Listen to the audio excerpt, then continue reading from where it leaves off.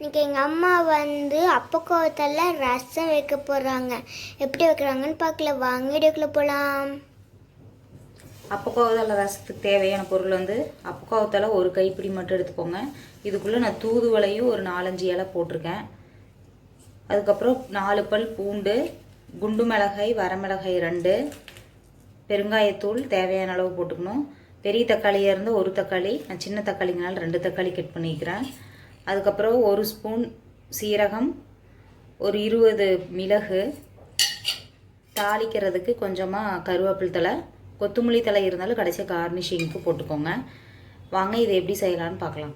Pan அடுப்பில் வச்சுக்கோங்க. இந்த மாதிரி கொஞ்சம் ஆயில் விட்டுக்கோங்க. ஆயில் ஹீட் ஆனோடனையும் பூண்டையும் வரமிளகாயும் ஃபஸ்ட்டு போட்டுக்கலாம்.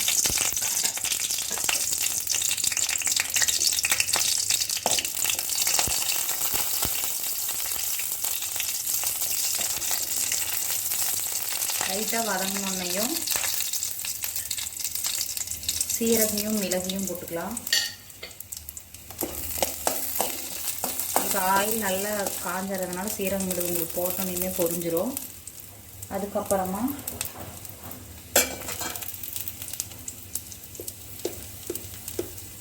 பாருங்க, இவ்வளோ மட்டும் போட்டால் போதும். பெருங்காயத்தூள் ரொம்ப ஜாஸ்தி போட்டாலும் நல்லா இருக்காது.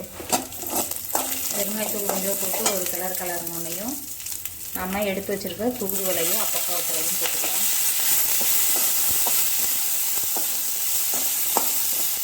இது கூட நீங்கள் இன்னும் முடக்காந்தழை, மொசு தழை, இந்த மாதிரி எல்லாத்தையுமே போட்டுக்கலாம்.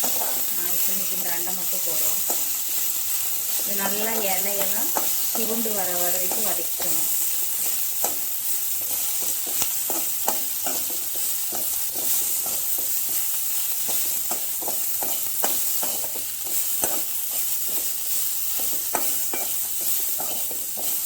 பாருங்க, நம்ம எவ்வளோ இலை போட்டோம், வதங்கினா இவ்வளோ கம்மியாயிடுச்சு.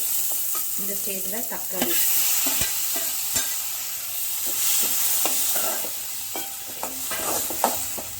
தக்காளி போட்டோன்னையும் தக்காளி சீக்கிரமாக வதங்குறதுக்காக இதுக்கு தேவையான அளவு உப்பு போட்டுக்கலாம்.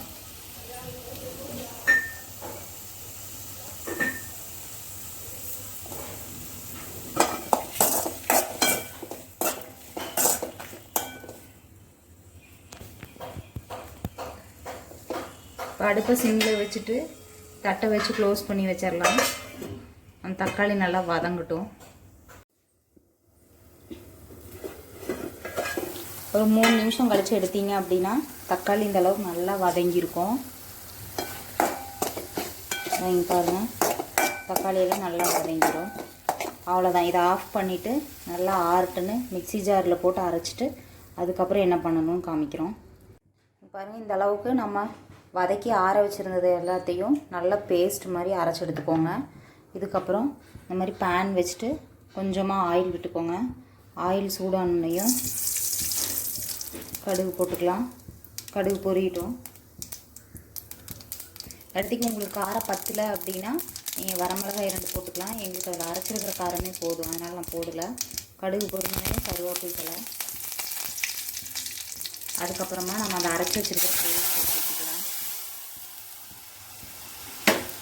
இதுக்கு இப்போது தேவையான அளவு தண்ணி ஊற்றிக்கலாம். ரொம்ப தண்ணி ஊற்ற வேண்டாங்க, ஏன்னா நமக்கு இதில் தக்காளியோட புளிப்பு மட்டும்தான் இருக்குது. அதனால் ரொம்ப தண்ணி சேர்க்க வேண்டாம். அளவாக ஊற்றிட்டு நீங்கள் டேஸ்ட் பண்ணி பார்த்துட்டு புளிப்புக்கு தகுந்த மாதிரி ஊற்றிக்கோங்க. புளி ஊற்றுற மாதிரி இருந்தால் தண்ணி அதிகமாக ஊற்றணும். ஆனால் நம்ம இன்றைக்கி புளி சேர்க்கலை, தக்காளி மட்டும் போட்டிருக்கறனால ரொம்ப தண்ணி ஊற்றுனீங்கன்னா அப்புறம் ரசம் டேஸ்ட்டே இல்லாமல் போயிடும். அதனால் அளவாக ஊற்றிக்கோங்க. இதுக்கப்புறம் இதுக்கு தேவையான அளவு உப்பு போட்டுக்கலாம். பாருங்கள், எடுத்து ஊற்றினா இந்த மாதிரி தண்ணியாகவும் இருக்கணும், அதே டைமில் ஓவர் தண்ணியும் ஊற்றிடாதீங்க. இப்போ அளவாக அதுக்கு தேவையான அளவு தண்ணி ஊற்றியாச்சு. இப்போ இந்த ரசத்துக்கு தேவையான அளவு உப்பு போட்டுக்கலாம். முதல்ல தக்காளி வதக்கிறப்போ போட்டிருக்கோம், அதனால் உப்பு பார்த்து போட்டுக்கோங்க. அதுக்கப்புறம் இப்போ இந்த ரசம் கொதிக்கணும் அப்படிங்கிற அவசியம் இல்லை, நுரக்கட்டணுன்னே ஆஃப் பண்ணிடலாம். நம்ம எல்லாமே வதக்கி தான் அரைச்சிருக்கோம், அதனால் கொதிக்க வேண்டியதில்லை. நல்லா நுரக்கட்டி வரட்டும்.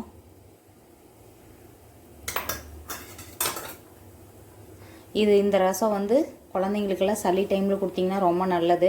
ஆல்ரெடி இந்த அப்பக்கோவத்தலையை வச்சு தோசை எப்படி செய்கிறதுன்னு நாங்கள் வீடியோ போட்டிருக்கோம். அந்த டிஸ்கிரிப்ஷன் பாக்ஸில் அந்த வீடியோவோட லிங்க்கையும் நாங்கள் ஷேர் பண்ணுறோம், நீங்கள் பாருங்கள். இதையும் செஞ்சு கொடுத்து பாருங்கள். இதில் புளியும் சேர்க்காததுனால ரொம்ப உரப்பாலாம் இருக்காது, குழந்தைங்க ரொம்ப விரும்பி சாப்பிடுவாங்க.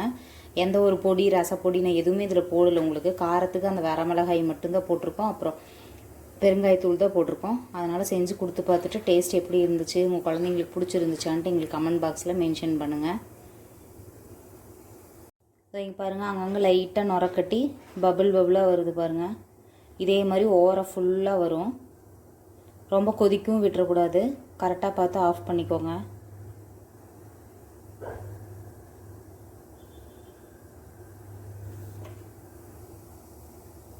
பாருங்கள் அங்கங்கே வந்துருச்சு. இந்த ஸ்டேஜில் இப்படி ஆஃப் பண்ணிட்டு நம்ம கார்னிஷிங்காக கொத்தமல்லி தழை போட்டாச்சு. இவ்வளோதான், அப்பக்கோவத்தலை ரசம் ரெடி. எங்கள் வீடியோ முறையாக பார்க்குறவங்களா இருந்தால் லைக் பண்ணுங்கள், ஷேர் பண்ணுங்கள், சப்ஸ்கிரைப் பண்ணுங்கள். உங்கள் ஃப்ரெண்ட்ஸ், ரிலேட்டிவ்ஸ், ஃப்ரெண்ட்ஸ் எல்லாத்துக்கும் ஷேர் பண்ணுங்கள். தேங்க்ஸ் ஃபார் வாட்சிங் and also for supporting. Thank you.